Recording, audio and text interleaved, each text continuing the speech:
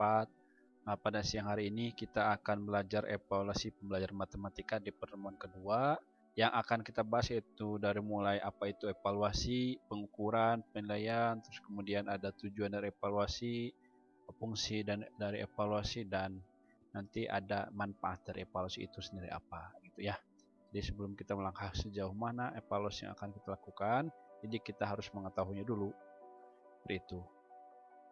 Oke, evaluasi pembelajaran matematika.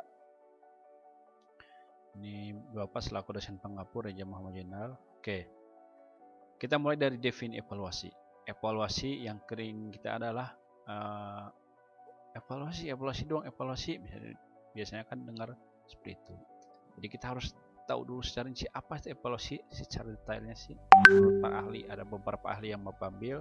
Pertama, menurut Groenland, ini dalam buku Dzali ya, bahwa evaluasi adalah suatu proses yang sistematis untuk menentukan atau membuat keputusan sampai sejauh mana tujuan yang tercapai. Jadi adalah suatu proses sistematis. Jadi evaluasi itu bukan hanya di akhir, ternyata di awal.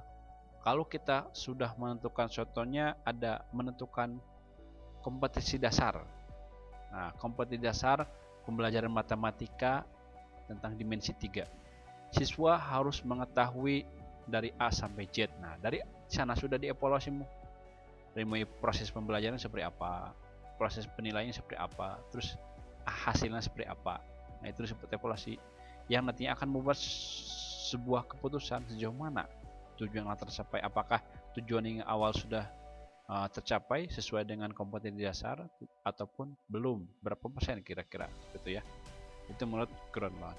Kemudian menurut Brisma dan Dras, bahwa ini masih dari Dzali, evaluasi dari buku Dzali, evaluasi adalah suatu proses yang mencakup pengukuran dan testing yang berisi pengambilan keputusan tentang nilai. Ini lebih ke nilai.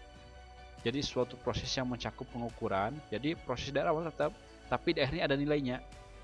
Kalau menurut Groenland tadi sesuai tujuan sudah tercapai belum gitu. Kalau menurut Westman dan Dras ini tentang keputusan nilainya sudah ada belum, seperti itu ya. Oke. Nah, selanjutnya ini menurut Ari Kunto, Suharsimeru Kunto, ini dari Indonya ya, bahwa evaluasi adalah kegiatan mengukur dan menilai. Cukup sederhana, mengukur dan menilai. Jadi dalam proses evaluasi itu ada pengukuran dan penilaian. Nah, nanti juga akan kita bahas nih pengukuran itu apa, penilaian itu apa. Nah, dari keseluruhan bahwa kita bisa simpulkan bahwa evaluasi pembelajaran, bukan pembelajaran, adalah penilaian kegiatan dan kemajuan belajar peserta didik. Kalau tadi kan hanya evaluasi aja, sekarang evaluasi pembelajaran. Dan kalau ini mata kuliahnya matematika, berarti evaluasi pembelajaran matematika adalah penilaian kegiatan dan kemajuan belajar peserta didik yang dilakukan secara berkala dalam bentuk ujian, praktikum, tugas, atau pengamatan oleh pelajar. Ini kalaupun kita tambah pembelajarannya, evaluasi pembelajaran berhubungan dengan peserta didik, berhubungan ujian, seperti itu ya. Oke, evaluasi pembelajaran adalah penilaian kegiatan kemajuan peserta didik, jadi penilaian. Jadi di akhirnya ada penilaiannya gitu, dari proses pengukuran terus ada penilaian. Di evaluasi akhirnya apa gitu ya, hasil evaluasinya apa. Oke, prinsip-prinsip evaluasi ya. Ini prinsip-prinsip evaluasi pembelajaran ada 5 ya. Pertama adalah keterpaduan. Keterpaduan ini merupakan komponen integral dari program pengajaran. Jadi keterpaduan antara yang kita tujuan terus dengan proses dengan akhir. Gitu ya, adanya proses keterpaduan. Jadi biasanya kalaupun keterpaduannya apa, contohnya RPP, kita kan mengenal RPP ya. Ada yang keterpaduan dari RPP itu namanya keterpaduan. Jadi evaluasi itu tidak bisa berdiri sendiri juga, harus adanya keterpaduan dari berbagai komponen. Contohnya dari mulai KD tadi, terus juga dari proses pembelajarannya seperti apa, terus adanya peserta didik juga. Kalau tidak ada peserta didik, ya bagaimana kita akan biasanya adanya proses evaluasi. Selanjutnya ada keterlibatan siswa. Nah, biasanya ini berkaitan dengan model pembelajaran yang kita lakukan. Jadi biasanya cara belajar siswa aktif seperti apa, terus adanya kelompok diskusi-diskusi, itu keterlibatan siswa. Jadi adanya siswa yang terlibat, jadi bukan hanya guru yang terlibat, siswa juga terlibat, nanti itu evaluasi. Jadi kalaupun evaluasi tidak ada keterlibatan siswa, kurang lengkap evaluasi. Jadi harus adanya keterlibatan siswa. Selanjutnya adalah koherensi. Yang dimaksud koherensi itu adalah evaluasi harus berkaitan dengan materi pembelajaran yang sudah disajikan. Jadi yang sudah disajikan, sesuai yang sudah disajikan dalam jadi harus adanya koherensi. Jadi antara evaluasi dan pembelajaran yang sudah disajikan harus adanya keterpaduan atau koherensinya. Harus adanya keterkaitan gitu ya. Jadi bukan contohnya kita menjelaskan A terus tingkatnya kalaupun belumnya sampai 3 tapi kita ngasih soalnya sangat sulit sekali. Nah, itu bukan tidak koherensi namanya. Selanjutnya pedagogis. Jadi pedagogis ini berhubungan dengan sikap ya. Jadi dengan sikap. Jadi harus adanya evaluasi tentang sikap juga. Jadi ada upaya perbaikan sikap. Jadi bukan hanya nilai yang dikejar, dalam evaluasi itu ada sikap juga. Jadi sikapnya dari sebelum belajar dan setelah belajar akan seperti apa, gitu ya. Oke. Terus adanya akuntabilitas, adanya pelaporan, bahasanya itu akuntabilitas ada pelaporan. Jadi laporan proses belajar seperti apa, kemudian hasilnya seperti apa, yang nantinya diketahui oleh pihak sekolah, juga diketahui oleh pihak orang tua. Akan dievaluasi lagi.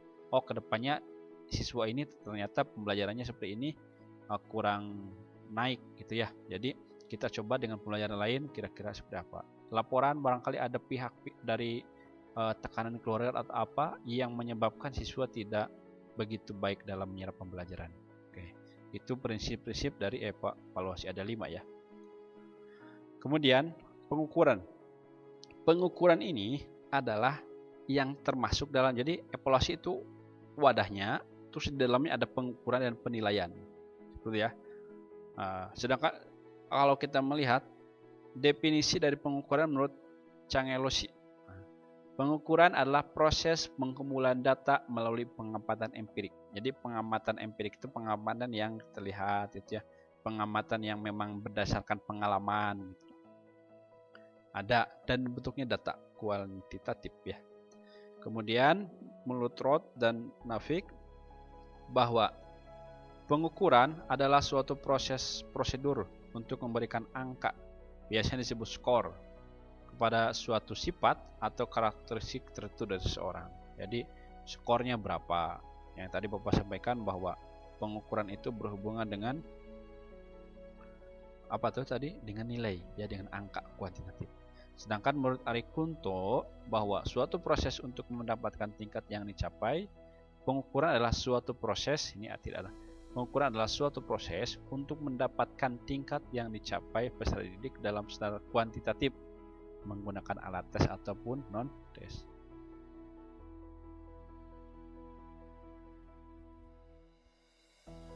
Oke, seperti itu ya.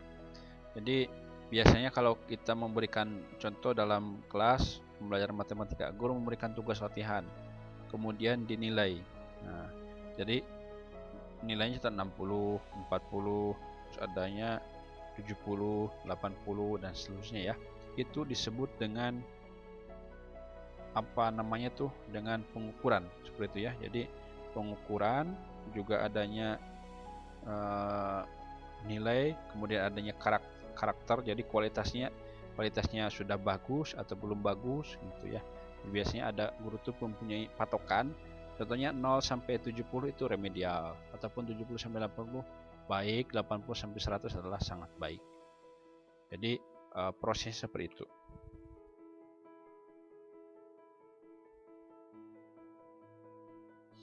Jadi guru itu dalam pengukuran itu bisa ada 2, yaitu pengukuran dalam berkenaan dengan kemampuan siswa dan kemudian dengan kemampuan siswa dengan otaknya lah, pengukuran logis, terus sejauh mana dia perkembangannya, kemudian juga sikapnya juga ya.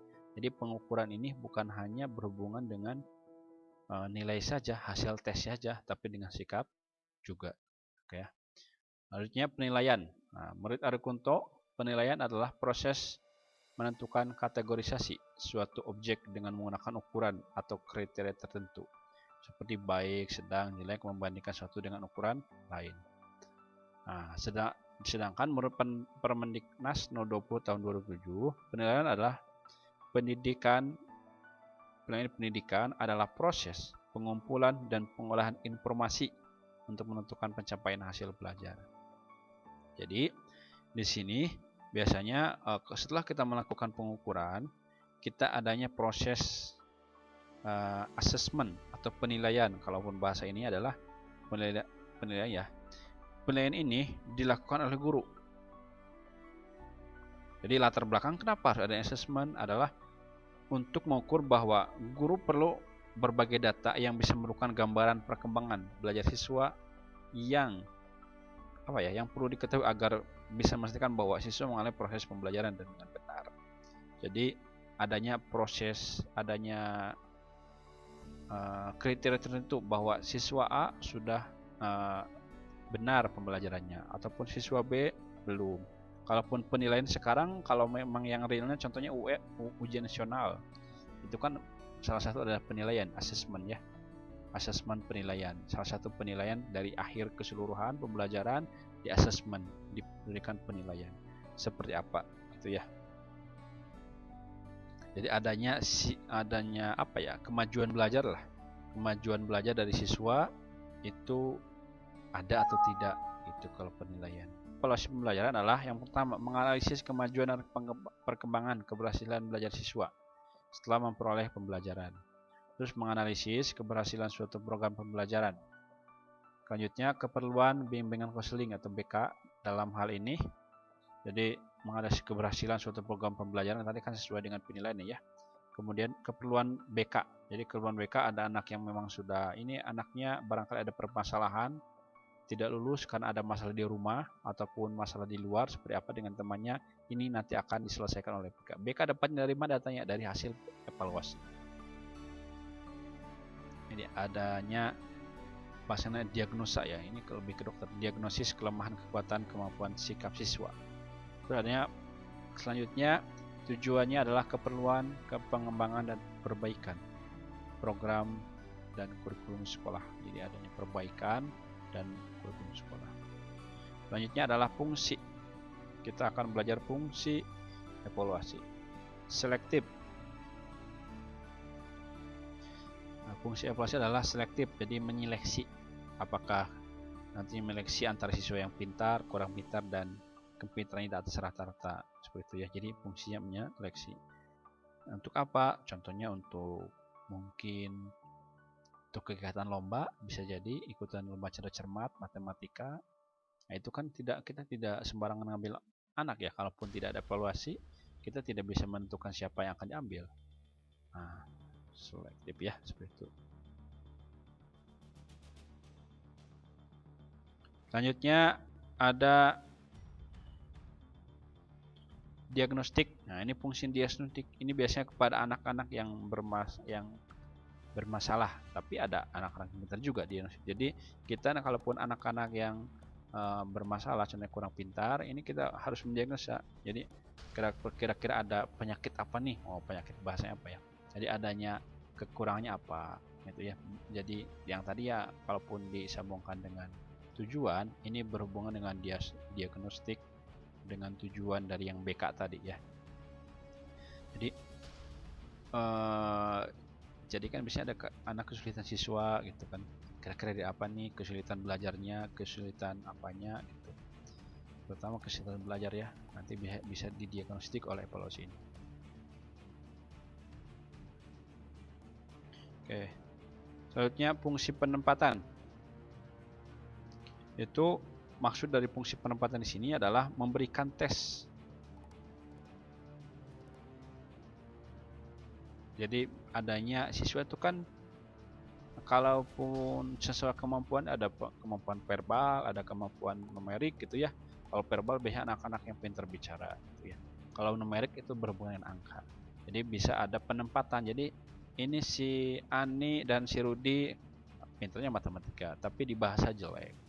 Terus yang siapa lagi? Rian dan Susi itu contohnya hanya di verbal, pintar bicaranya untuk debat lah. Jadi ada penempatan evaluasi itu. Jadi tidak semua anak bisa pintar di semua mata pelajaran ya. Jadi ada di hal-hal tertentu. Terus juga pengukuran keberhasilan, ini pasti ya, kalau evaluasi untuk pengukuran keberhasilan dari sekolah, dari siswa sendiri ataupun dari orang tua. Di siswa yang memang sudah berubah sikapnya lebih baik setelah sekolah, setelah ikut belajar, terus kemudian cara nilai tidak ada masalah, maka ini jadi fungsi keberhasilan ya.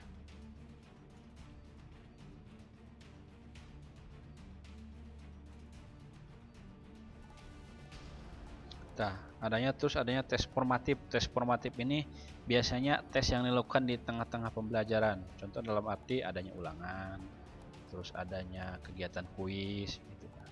Terus kalau berbanding tes sumatif apa? Tes sumatif ini lebih ke apa ya? Ke akhir.